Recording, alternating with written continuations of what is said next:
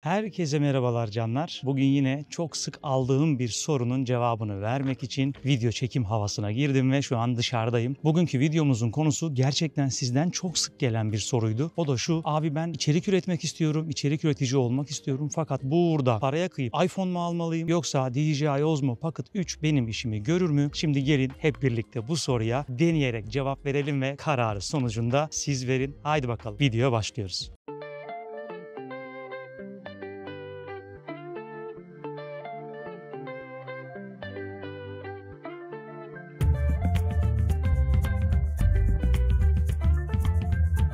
Canlar, videoya geçmeden önce eğer bu video vasıtasıyla sizinle kanalımda ilk kez buluşuyorsak sizden şu ricayı yapmak benim görevim oldu artık. Bu tarz videoları çekmek için belli bir zaman, belli bir emek harcıyoruz. Sizden gelen istekleri de elimden geldiğince kırmamaya çalışıyorum ki bu videoda zaten bir istek videosuydu. Kanala bir aboneliğiniz, videoya bir beğeniniz ve alta bir yorumunuz ballı kaymak olur. Şimdi videoya devam ediyoruz. Şimdi canlar, ben bu videoyu ve anlatacaklarımı çektim, bitirdim. Bu videonun sonundan en başa bir not ve uyarı. İster iOS'cu olun, ister Android'ci olun. Bu anlatacaklarımı sadece bu videonun konusunda iPhone'la Pocket olduğu için anlatıyorum. Yoksa harici bir cep telefonu sahibi de olsanız az çok anlatacağım şeyler tüm telefonlar için geçerli. Lütfen alınganlık yapmayalım. Bu uyarıyı baştan yapayım ki sonradan başım ağrımasın. Şimdi videoya devam edelim. Şimdi öncelikle videolarda kullandığım cihazlar DJI Osmo Pocket 3 ve iPhone 16'nın baz modeli. Bu telefon benim değil, bir arkadaşımdan sırf bu videoyu çekebilmek, bu soruya cevap verebilmek için ödünç aldım. Gülnur arkadaşımdan teşekkür ediyorum kendisine. Arkadaşlar, bildiğiniz gibi iPhone telefonlar gerçekten içerik üreticiler için çok cazip gelebiliyor. Özellikle hem telefon hem de kamera olması konusunda çok güzel bir seçenek. Fakat onun dışında Pocket 3 de özellikle son bir yılda içerik üreticilerin olmazsa olmazı haline gelen bazı özellikleri üzerinde barındırıyor. Şimdi benzerliklerinden ve ayrıldığı yönlerden bahsetmeye başlıyorum. Şimdi iki cihazda şöyle bakacak olursak, iki cihazda olabildiğince kompakt, küçük ve mantıklı cihazlar diyebilirim. Yani ikisini de cebinizde gezdirebiliyorsunuz. Herhangi bir kurulum zorluğu yok. Yani bu bazı içerik üretici arkadaşlarda görürsünüz, DSLR cihaz kıvamında cihazları var. Bunun kuruyorsunuz, lensini takıyorsunuz, üstüne mikrofonunu takıyorsunuz vesaire vesaire. Bunlarda öyle bir şey yok. Özellikle DJI Osmo Pocket 3'ü bir yılı geçkin süredir kullanıyorum ve aç, çek, kapat, cebine at, git kıvamında bir makine. Keza cep telefonlarımız da aynı kıvamda. Her zaman cebimizde taşıyoruz ve her an video çekmeye hazır halde bekletebiliyoruz. Özellikle içerik üreticisiyseniz ve imkanınız varsa hem Pocket 3 hem de iPhone marka bir telefon almanız bence bu kombininizi mükemmel bir şekilde tamamlamanızı sağlayacaktır. Çünkü bazı yerlerde Pocket 3'ün sınırlılıkları olacak. Az sonra bildireceğim. O arada iPhone'u kullanmadığınız telefona ihtiyacınız olduğu yerde de Pocket 3'te çekimler yaptığınızda gerçekten bu iş tadından yenmeyecek şekilde gelecektir. Şimdi benzerliklerinden gidecek olursak canlar, iki cihaz da cep boyunda, yani cebinizde taşıyabiliyorsunuz. DJI Osmo Pocket 3 de öyle. Biraz kalın da olsa cep boyunda bir cihaz. Açıp anında video çekmeye hazır modda kullanabiliyorsunuz. Bence bu özellik yaptığınız iş bakımından kesinlikle sizi hızlandıracak ve daha işlevsel videolar çekmenizi sağlayacaktır. Baktığınız zaman iki cihazda 4K 120 FPS'te video çekmeyi destekliyor. Diyebilirsiniz ki 120 FPS'i nerede çekeceğiz? Ben videolarımı 4K 30 FPS'te çekiyorum fakat siz kusursuz, gerçekten net ve akıcı bir ağır çekim, yani slow motion video elde etmek istiyorsanız 4K 120 FPS sizin aradığınız çözünürlük diyebilirim. İki cihazımız da standart renk profilinin dışında log formatlarda destekliyor. Log format dediğimiz şey aslında dinamik aralığı çok genişletilmiş ham görüntüler elde etmenizi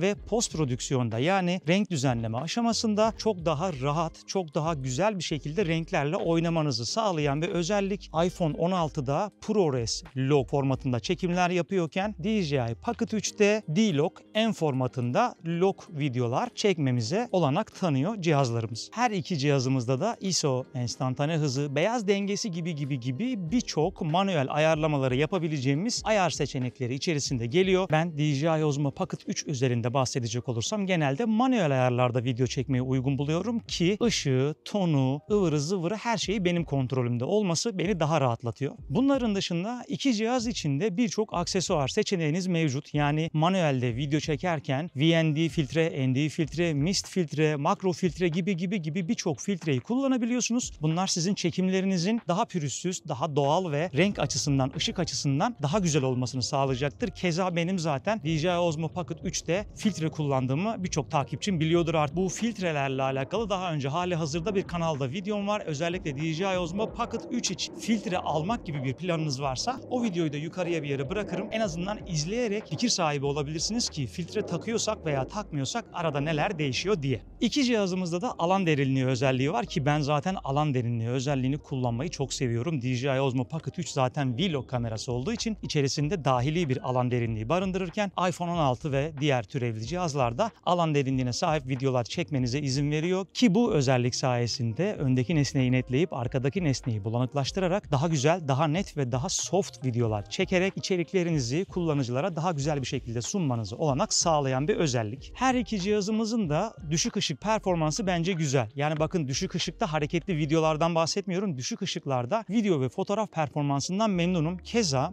iPhone 16'lar 1/1.14 inçlik bir sensöre sahipken DJI Osmo Pocket 3 türevlerinin de gerçekten çok ilerisinde 1 inçlik büyük bir sensöre sahip. Peki neydi bu sensörün büyüklüğünün bize katkısı? Sensörünüz ne kadar büyükse makinenize gelen ışık miktarını o kadar daha fazla içeriye alabiliyorsunuz ve ışık miktarı azaldıkça yani hava karardıkça karanlık bir ortama girdiğinizde veya gece çekimlerinde çok daha net, çok daha aydınlık ve canlı, özellikle de kumlaması olmayan çekimler yapmanızı sağlıyordu. Bence sensör bakımından iPhone 16'da hiç kötü bir iş çıkarmamış. Gelelim cihazların mikrofon testlerine. Şu an sesimi iPhone 16'nın dahili mikrofonundan alıyorsunuz ki mikrofon kalitesi hakkında gerçekten iPhone'da şu an bir bilgim yok. Sizinle beraber ben de videoyu düzenlerken ya da izlerken sesim hakkında fikir sahibi olacağım. Şu an sesimi ise DJI Osmo Pocket 3'ün dahili mikrofonundan alıyorsunuz ki bunu şundan dolayı belirtiyorum. Ben bu video süresince yakamda gördüğünüz gibi DJI mikrofon 2'yi kullanıyorum ki sesimi size daha iyi ulaştırabilmek için. Yani DJI Osmo Pocket 3'ün mikrofonu gerçekten iyi. Gel gelelim DJI Mic 2 daha iyi ses kalitesi sunduğu için mikrofon kullanıyorum. Onun dışında tabii ki iPhone 16 için böyle bir şansımız yok mu? Var.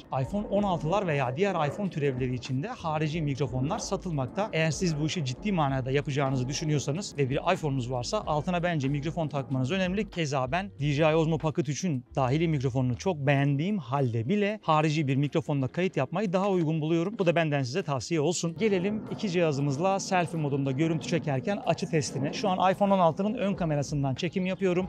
Kolumu tamamen açtım. Elimde bir monopod kıvamında çoklayıcı aparat var ve şu an gördüğünüz gibi açımız bu. DJI Osmo Pocket 3'te ise gördüğünüz gibi aktif takip özelliği açık. Yani kamera daima beni takip ediyor. Kolum sonuna kadar açık olduğunda Pocket 3'ten gelen görüntümüz ve açımız bu. iPhone 16'dan gelen görüntü ve açımız bu. Kararı siz verin. Gelelim bence bu iki cihaz arasında karar vermekte size en çok zorlandıracak şeye, o da stabilizasyon. Bildiğiniz gibi cep telefonlarımızda ve diğer kameralarımızda EIS denilen bir elektronik imaj sabitleme sistemi var. Bu sistem ne işe yarıyordu? Ben bunu daha önceki videolarda da sık sık aslında anlattım. Mantığı şu: siz telefonun ekranında kendinizi görüyorsunuz fakat aslında cep telefonları bu görüntüyü bir hayli büyük çekiyorlar ve ortada sizi netleyerek, yani aldığı ışıkla beraber çevresini algılayarak kenarlardan crop yaparak görüntüyü ortada sabitlemek çalışıyor. Şu an iPhone'un da yaptığı bu optik ve dijital imaj sabitlemeyi iPhone 16 bir arada kullanarak hafif de yapay zeka desteğiyle görüntüyü olabildiğince sabit vermeye çalışıyor. DJI Osmo Pocket 3'te ise mekanik bir imaj sabitleme var ki bu tadından yenmeyecek bir özellik. Hiçbir ışığa, aydınlığa, karanlığa takılmadan cihazın üzerindeki 3 aksisli motorlar sayesinde sizin yaptığınız harekete zıt yönde hareketlerle görüntüyü ortada sabitliyor. Hadi gelin iki cihazla birlikte şöyle bir tempolu yürüyelim ve koşalım. Bakalım imaj sabitleme açısından hangisi daha iyi?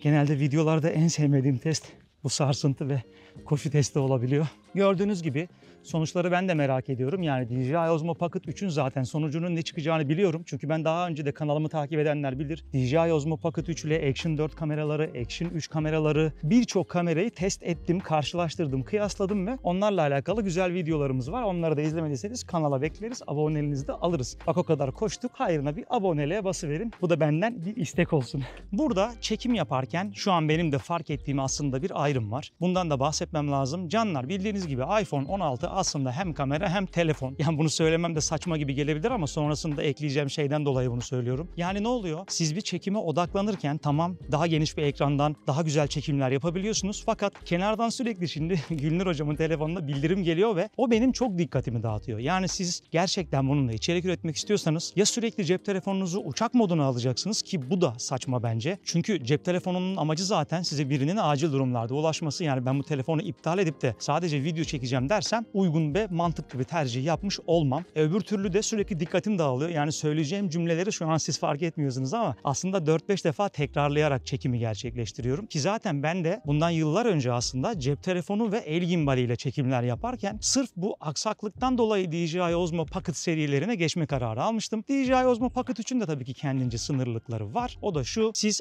iPhone'da çektiğiniz bir videoyu anlık olarak hemen düzenleyip sosyal medyada paylaşabilme imkanına sahipken maalesef DJI Osmo Pocket 3 kullanıyorsanız bunun sonucunda bir cep telefonu, tablet ya da bilgisayara ihtiyacınız var ki videoyu düzenleyip bir yerde paylaşabilmek için. İkisinin de birbirine göre artısı eksisi var. Kararı siz verin, tercih sizin. Gelelim DJI Osmo Pocket 3'ün bazı eksikliklerine. O da şu canlar: bildiğiniz gibi DJI Pocket 3'te mekanik motorlar bulunduğu için cihazımız son derece hassas. Neye karşı hassas? Suya, neme, toza, özellikle yağmura karşı çok hassas ki yine beni takip edenler bilir. Sırf ben yağmur altında, kışın ya da işte yazın deniz kenarında orada burada videolar çekmek için DJI Action 3 kamera aldım ki Pocket 3'ün başına bir kaza bela gelmesin diye. Tabii ki buna kıyasla bakacak olursanız iPhone'da bu alanda aslında DJI Osmo Pocket 3'ü bastırır cinsten. Çünkü bildiğiniz gibi iPhone'larda su geçirmeme özelliği var. Yani suya, toza, neme karşı Pocket 3'ten daha sağlam olduğu bilinen bir gerçek. Bence bunu da gizlemenin gereği yok. İki cihazımızın da zoom özelliklerine bakacak olursak ikisinde de dijital zoom var ki ben zaten videolarımda yine hep söylüyorum. Pocket 3'ten zoom yapmayı tavsiye etmiyorum. Çünkü zoom yaptığınızda küçük ekranda videoları çok güzel görseniz de geniş ekranda baktığınızda gerçekten çok fazla detay kaybediyorsunuz ki bence bu da çektiğimiz videolar ve içerikler açısından kötü bir özellik. Aynı şey keza iPhone 16 için de geçerli. Zoom konusunda Pocket 3'ten daha iyi olduğunu söyleyebiliriz belki ama yine işin detayına indiğinizde maalesef çekimlerinizdeki birçok unsuru kaybediyorsunuz. O yüzden zoom bakımından ikisi de birbirinden iyidir, kötüdür diyemeyeceğim. Dijital zoom kullanmayın. iPhone'larda bildiğiniz gibi genelde arkada 2 ya da 3 kamera oluyor. Bu kameralarda geniş, ultra geniş ve telefoto kamera olarak ayrılıyor diyebiliriz. Bunların gerçekten kullanımı çok keyifli. DJI Osmo Pocket 3'te ise herhangi bir ayrım yok. Tek bir kameramız var. Bu kamerayı hem öne hem arkaya olarak kullanabiliyoruz. Daha dün özellikle bu videoyu çekmeden önce bana gelen bir soru vardı. Abi dedi birisi, DJI Pocket 3 ile makro çekim kıvamında çekimler yapabilir miyim? Tabii ki de makro çekimden kastı aslında o değildi ama aslında maruzatı şuydu: ben ürün incelemeleri yapıyorum. Özellikle ürün kutularının üzerindeki küçük yazıları netleyebiliyor mu diye, ki ben bunun için bir shorts videosu hazırladım sırf o arkadaşımın sorusunu cevaplayabilmek için. Canlar, DJI Osmo Pocket 3 alıyorsanız yaklaşık 6 santimden 5 santimden daha yakına geldiğinizde bir nesneye maalesef kamera netleme özelliğini kaybediyor. Keza burada iPhone 16'ya dönecek olursak iPhone 16'da makro çekim özelliği olduğu için nesnelerin dibine kadar gidip istediğiniz yakınlıktan çekimlerinizi gerçekleştirebilirsiniz. Şu çekim boyunca fark etmişsinizdir. DJI Osmo Pocket 3'te hiçbir şekilde beni çekerken bir sapma olmazken iPhone 16'yı maalesef elimle ayarlamak zorunda kalıyorum. Hatta bazen kadrajdan kendimi kaybediyorum. Burada da şu özellik ortaya çıkıyor canlar: DJI Osmo Pocket 3'te aktif takip özelliği var ve bu yürürken özellikle videolar çekme konusunda çok başarılı. Çünkü yürürken aynı zamanda bir şeyler anlatıp kameraya bakmak gerçekten bazı durumlarda tehlikeli sonuçlar doğurabilir ki ben birkaç defa böyle ufak tefek kaza atlattım. Pocket 3 ile çekim yaparken aktif takip modunu açtığınızda siz yürürken hiçbir şekilde kameraya bakmanız gerekmez. Çünkü kamera ne açıya gelirse gelsin aktif takip özelliği sebebiyle sürekli sizi kadrajın ortasında tutuyor. Yani Pocket'la çekim yaparken kameraya bakmanız bile gerekmiyor. Gel gelelim iPhone'la çekim yapıyorsanız ya harici bir el gimbaline bunu bağlamanız lazım ki size bu rahatlığı versin, ya da sürekli kadrajın ortasında videonun başından beri benim cebelleştiğim gibi cebelleşerek kendinizi ortada tutmaya çalışmalısınız. Gerçekten işlevsellik ve aktif takip özelliği bakımından bile Pocket 3 bence iPhone 16'nın çok daha önünde. Gelelim düşük ışık performanslarına, şu an videoda düşük ışık performanslarını görüyorsunuz. Ben bunları daha önceki süreçte çekmiştim. Yani DJI Osmo Pocket 3 ile zaten düşük ışıkta bol miktarda videolar çektim ve çok memnunum performansından. Fakat gördüğünüz gibi ışık miktarı düştüğünde iPhone ve türevi kameralarda maalesef elektronik imaj sabitlemenin azizliğine uğramaya başlıyorsunuz. Işık miktarı azaldığında kamera karşısında netleyebileceği ve ona göre odaklanabileceği nesne bulamadığı için maalesef sarsıntı azaltma özelliğini kaybetmeye başlıyor ve karanlık miktarı arttıkça bu kan kaybı daha da sürüyor ve sonrasında video çekilmez bir hale geliyor. Durduğunuz yerden sabit videolar çekiyorsanız bence burada herhangi bir sorun yok ama hareketli ve yürüyerek videolar çekecekseniz bence burada biraz tadınız kaçabilir. Cihazları şarj bakımından kıyaslayacak olursak tabii ki iPhone 16 burada birkaç adım önde. Niye? Çünkü iPhone 16'nın zaten şarjı telefon olduğu için Pocket ve türevi cihazların şarjına göre daha fazla gidiyor ve ayrıca tabii ki siz buna dışarıdan powerbank bağlayarak da doldurabiliyorsunuz. Fakat DJI Osmo Pocket 3'ün de bildiğiniz gibi combo paket alırsanız altında bir battery handle aparatı var. Bu da ne yapıyordu? Altına herhangi bir küçük pil gibi taktığınız bu aparat sayesinde cihazınız çok kısa sürede siz çekim yaparken %70 şarja ulaşabiliyor. Bu da yetmez diyorsanız benim gibi yanınızda harici bir powerbank taşıyarak da çekimlerinizi sorunsuz ve sıkıntısız geçirmeyi sağlayabilirsiniz. Bir de ek olarak ters ışık testi yapalım. Şu an gördüğünüz gibi iki kamerada video modunda. iPhone 16 ön kamerasından çekim yaparken DJI Osmo Pocket 3 standart kamerasından çekim yapıyor ve bakın güneş şu an tam arkamdayken, hatta biraz daha kadraja alayım. İki kameranın da ters ışıkta çekim şekli böyle. Ve canlar, gelelim asıl önemli konuya. O da bütçe. Şimdi bildiğiniz gibi ülkemizde maalesef elektronik cihazların fiyatları bir hayli yüksek. Burada şöyle bir yol ayrımına düşebilirsiniz. Abi benim cep telefonum yok. Zaten cep telefonu alacağım. Almışken de iPhone 16 alayım ve hem telefonu hem kamerayı bir arada idare edeyim diyebilirsiniz. Mantıklı bir tercihtir. Ya da benim yaptığım gibi cep telefonu olarak daha düşük, daha bütçe dostu cep telefonları tercih edip tercihinizi DJI Osmo Pocket 3'ten yana kullanabilirsiniz. Ki şu an ülkemizde güncel kurlarla iPhone 16 70.000 lira bandındayken DJI Osmo Pocket 3 30.000 lira bandında. Yani siz içerik üreticisiyseniz ve içerik üretmeyi istiyorsanız, aynı zamanda işlerinizin güzel, işlevsel ve kaliteli bir şekilde olmasını istiyorsanız bence benim nacizane tavsiyem DJI Osmo Pocket 3'ü almanız. Çünkü yaptığı iş bakımından, size sunduğu seçenekler bakımından, son olarak da bütçe bakımından bence çok mantıklı ve doğru bir tercih. Ki arasında nereden bakarsanız bakın bir kattan fazla fiyat farkı var. Tabii ki ama bu arada iPhone 16 kullanan insanlara da hiçbir yorumum yok ki biliyorum birçok içerik üretici arkadaşım iPhone telefonlarla içerik üretiyor. Onların da kararına saygı duyuyorum. Bu sonuçta hani benim kendi kişisel tercihim ki bu soruyu sormuş olan arkadaşlarıma da bu video sayesinde cevap vermiş olduğumu düşünüyorum. Umarım videoyu beğenmişsinizdir. Umarım çektiğim görüntülerle, anlattığım şeylerle sorularınıza yardımcı olabilmişimdir. Yani gerçekten hani bu videoyu çekmek gibi bir amacım yoktu ama o kadar çok bu soru gelmeye başladı ki bu arada bu anlattığımı iPhone'cular alınmasın, yani iPhone olarak değil, şu an güncel olarak aldığınız bir cep telefonuyla da aynı sorunlarla karşılaşacaksınız. Ya birisi cep telefonu, birisi kamera. Zaten bu kameranın özelliği vlog kamerası. Bu iş için yapılmış. Cep telefonları da tabii ki kameraları bakımından hiç yabana atılır cihazlar değil ama bence ikisi arasındaki ayrıma dikkat etmek lazım. Ne Androidçiler ne iPhone'cular lütfen bana alınmasın.